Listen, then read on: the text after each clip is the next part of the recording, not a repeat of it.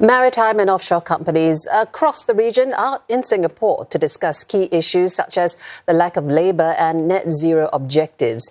The 18th edition of Asia Pacific Maritime has been touted as the largest gathering of players in the value chain and will run until Friday. Joining us to share more about the industry's challenges, we have Mr. Punit Oza. He's founder of Maritime NXT and International Vice President of the Institute of Chartered Shipbrokers, as well as Mr. Ashish Mediratta. Now he's head of crewing at AP Moller Maersk. Let's start with Mr. Mediratta. Now, AP Moller Maersk, largely containers. So crewing, you're looking for crew, a very specific type of crew to man container ships. What are the challenges? Yeah, so in Maersk, we employ around 13,000 seafarers across 35 different nationalities. And as you're aware, that 80% of the global trade by volume and 70% by value is carried by sea. And the seafarers play an important role over there. And again, shipping is in the forefront for all the decarbonization agenda, and how you operate a vessel on board actually has an impact on your carbon emission, which is a hot topic nowadays and is going to stay for some time too. So seafarers, predominantly the countries which have supplied so far, we do see a decline. But on the other hand, we find a lot Very quickly, why the decline? How are you addressing? Because the opportunities ashore are also increasing now. And lot many find that much more lucrative, because when you're out at sea, a person can be there for 3 months up to 9 months. That's an extended period of time away from family. And not many are willing to do that. Having said that, there's also a large population of educated and motivated people who want to make this as a career. So point is, we need to create awareness, and the local government need to create training facilities where these young boys and girls can be trained to have a career out at sea and help continue the global trade. Sure. Mr. Oza, bring you in to this. Same question, but you're in a different sector of the maritime trade. You're in the shipbroking sector. Sure. Geopolitical tensions, we can't get away from that. How has that impacted the manpower in that area? I think on the geopolitical side, the situation is extremely fluid now. You've not had 3 conflicts going on at the same time in the world of this magnitude. As far as companies are concerned, they tend to look at this in a very black and white manner, let's put it that way. But what is needed, I would say, is convert some of these risks into opportunities with better awareness of how these political tensions are panning out. Because every single commodity flow or a trade flow is changing because of these geopolitical tensions. The fact that the Russian-Ukraine conflict has created a challenge with regard to some of the commodities has obviously changed the trade flows of those commodities to other countries. And if the shipping companies are smart enough and doing it, they can actually look at capitalizing on some of these opportunities as well. That's very useful. That's interesting you say that, because I want to know, among the 14,000 delegates that have gathered together, what are they seeing as those areas of opportunities? And your company works in the training industry. How are you matching the talent to these opportunities? So let me answer the training question first. Maritime NXT is into training and teaching. I teach at the universities level, young students. I teach the company employees as well in various companies.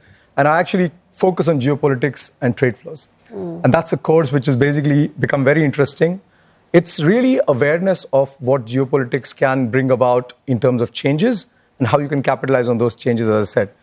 As far as the delegates and the discussions, I think you've got close to 100 plus leaders presenting, not just delegates itself, giving their opinions and experiences. There is absolutely no doubt that we will benefit from those experiences across the industry by an event like this. And I'll tell you why. Because sharing is actually giving you the ability to implement those things in your own company. What I learn from, let's say, a Maersk or a CMA CGM is something which actually has value for all the other parts of the industry. We're not very good at sharing all the time, but this is a great opportunity to do that.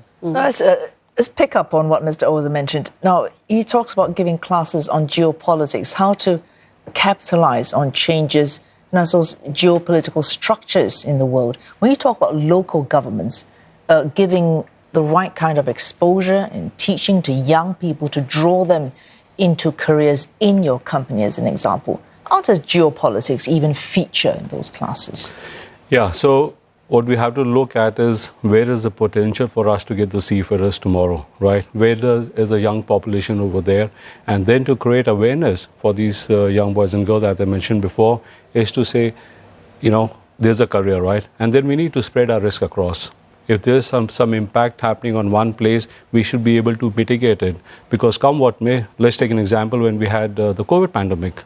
At that point of time, seafarers were stuck on a long period of time on board, away from their families for 12 to 14 months, but global trade had to continue. So there was a time the effort was, let's keep the ships running, where can we get the people from, where can we get the crew from? So the diversity or the diversification of nationality helps us to ensure that the global trade is moving on. It just seems like the range of skills is so large, from, just being able to be on a ship for long periods without family, to geopolitics, to every aspect of how do you actually teach something? How do you encourage people, apart from just pay, and I take it pay is a very big part of it, how else do you get and keep talent in such a, I suppose, relatively changeable line?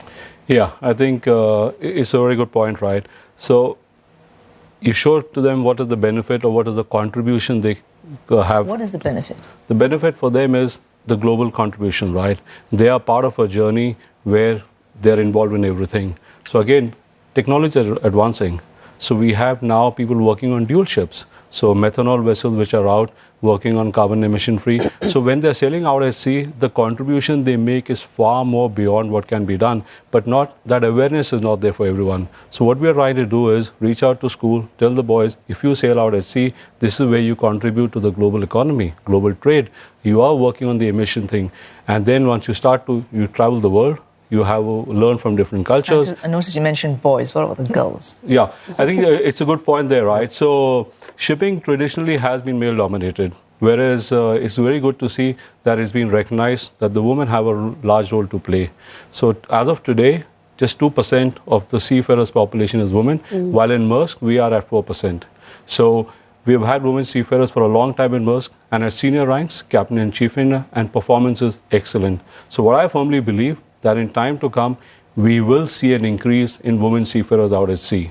And I can share with you what we are doing at Maersk. We are reaching out to schools with our women seafarers, sharing with them the career at sea and the career beyond sea. Because it's also just not at sea.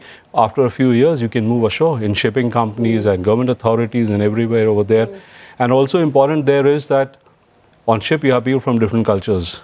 Then we need to ensure that they all understand the beliefs of other culture. What could be perceived as ordinary in one culture may not be somewhere else, right? So we need to ensure that they're all trained, where they start to respect and appreciate the beliefs and thoughts of other cultures. So everyone on board is treated irrespective of gender or nationality. So you're talking about a more inclusive culture in that sense. Okay, so just a question to both of you gentlemen, maybe starting with Mr. Oza first.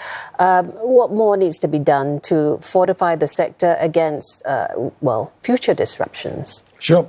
I think I think there are two areas of fortification, as I call it. One is the inner fortification of the industry itself, working on its own, within itself, and trying to instill what I would call a sense of pride in what we do. We are an industry which is often in the news for the wrong reasons.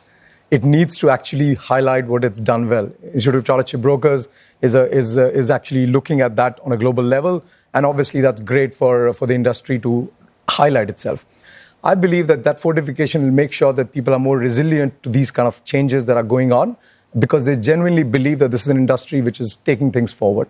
That's one part of it. The outer fortification is really about trying to connect with stakeholders. Ashish will talk to you more about the fact that today it's not just the shipping companies which are talking about decarbonization, it's the IKEAs, the Nikes, the Walmarts of the world. How can we get the stakeholders to actually contribute to this entire process? All down the chain, yes. And make it more fortified. Very quickly, Mr. Mediratta, what about yourself, future-proofing? Yeah, so I think important is we learned a lot from COVID, what could be done differently. And over here, I feel that the government and the industry needs to come together to have policies in place which are more maritime professional friendly.